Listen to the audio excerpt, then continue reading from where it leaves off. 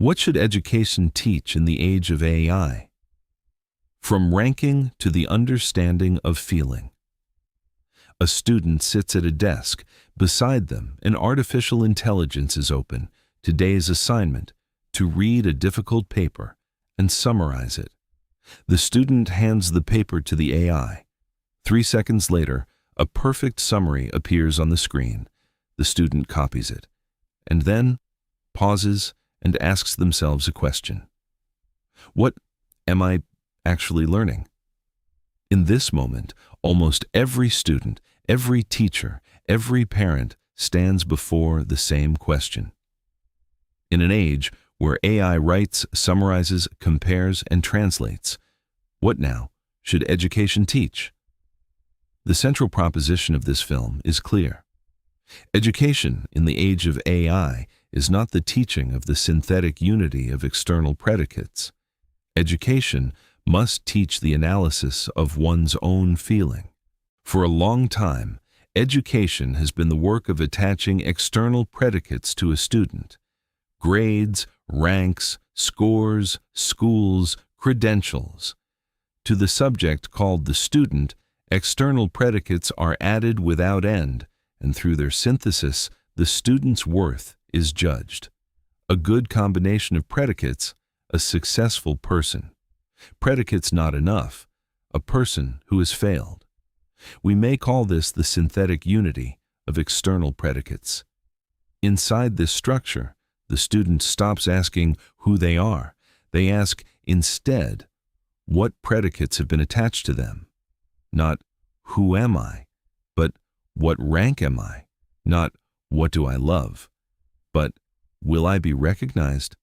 Such an education does not bring the human being back to themselves. It pushes them, instead, into the endless space of comparison. But in the age of artificial intelligence, this kind of education enters a decisive crisis. Why? Because what artificial intelligence does best is exactly synthesis. What a student would labor on through the night, AI performs in a few seconds, gathering material, sorting it, comparing it, summarizing it, generating new sentences from it. In every one of these tasks, artificial intelligence becomes stronger. So if human education continues to aim only at synthesis, it places the human being on the same playing field as the machine. And on that field, the human being becomes more and more disadvantaged. So an education in the age of AI must not demand that a human being do better what AI already does best. The real question is this: if AI synthesizes, what must a human being do? The answer is one word: analysis.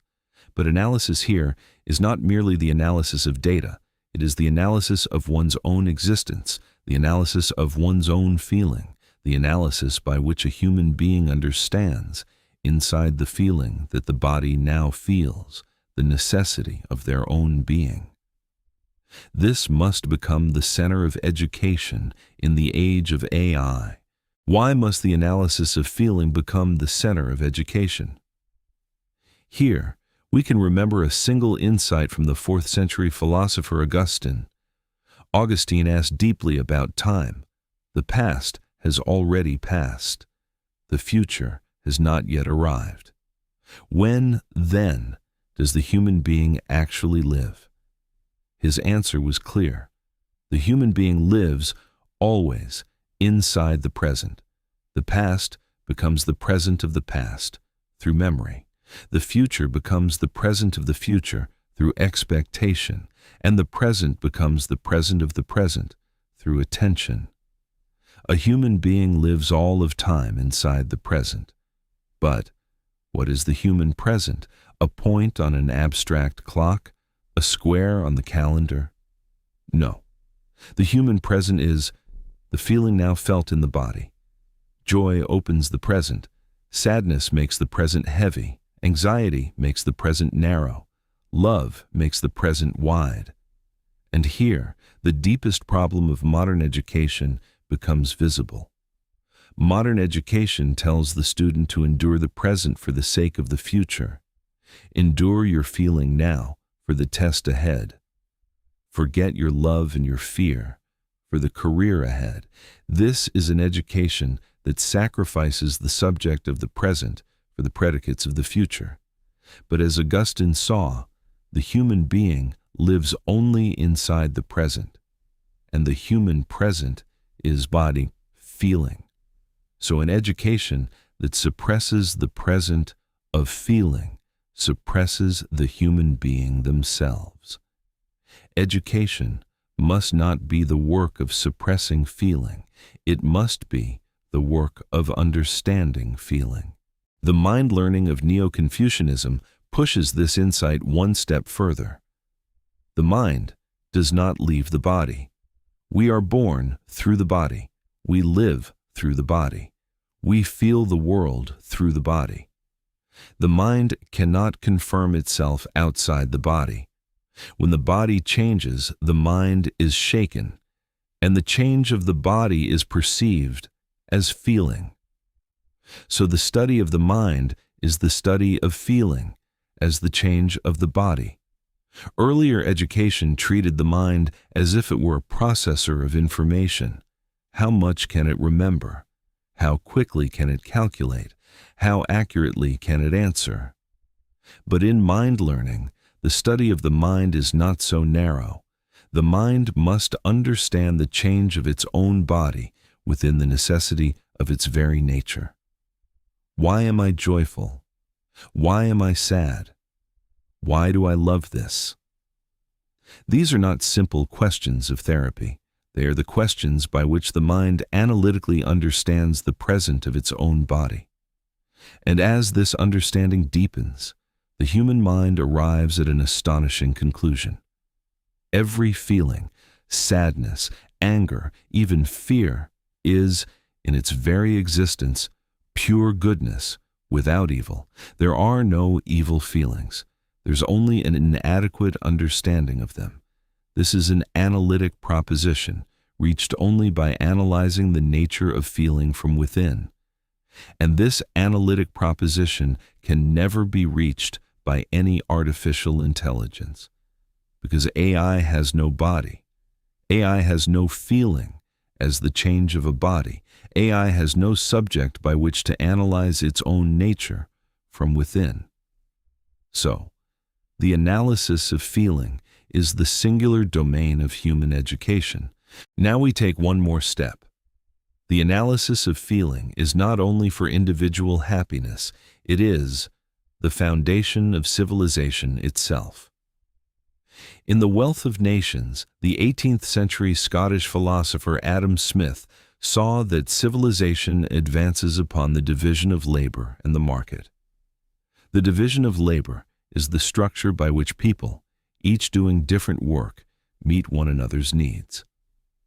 But for the division of labor to work, each person must know themselves. What am I good at? What do I love? In what work do I feel the joy of my own existence? Without knowing this, the division of labor is no longer self-realization. It becomes forced labor. But the person who has analyzed their own feeling is different. Within themselves, by themselves, they understand the work that brings them joy. And then the division of labor becomes the way each person, following their own desire and ability, contributes to the world. And the fruits of that labor must be exchanged. In the market, the foundation of the market is trust, the belief that if I give honestly, you will return what is fair. But where does trust come from? Trust is not made by law alone. Contracts are not enough. Trust begins in the understanding that the feeling of another, just like my own feeling, is, in its very existence, pure goodness without evil. If my feeling deserves to be understood, so does another's. If my desire is the expression of my own existence, so is another's. When we understand in this way, we no longer see another as merely a competitor. So, the analysis of feeling is the foundation of the division of labor, the foundation of the market, the foundation of civilization itself. The education of the age of AI must cultivate this civilization of trust. In the age of artificial intelligence, education must ask again, what should we teach? More information, faster synthesis, higher scores, better rankings? No. In an age when AI replaces synthesis, education must teach the human being analysis, not only the analysis of outer materials, the analysis of one's own feeling. A human being lives inside the present, and the human present is the feeling now felt in the body. The mind does not leave the body, so the mind must understand the feeling, that is the change of the body. Civilization advances upon the division of labor and the market, but beneath them lies the analysis of feeling. So an education in the age of AI must learn to ask the student differently. Not, what did you memorize? But, what do you love? Not, what rank are you? But, what does your feeling now hold within it? Not, what predicates have you acquired? But, do you understand the necessity of your own feeling? When this question becomes the center of education, the human being is no longer a being who competes with artificial intelligence. The human being becomes a being who can use it.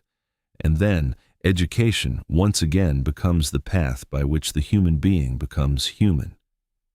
Education in the age of AI is not the synthetic unity of external predicates.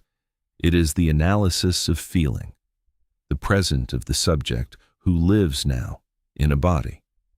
When that analysis becomes clear, the human being understands the pure goodness of their own feeling, the pure goodness of another's feeling, and in that understanding, a world that is good through and through becomes possible. This is the new purpose of education in the age of artificial intelligence.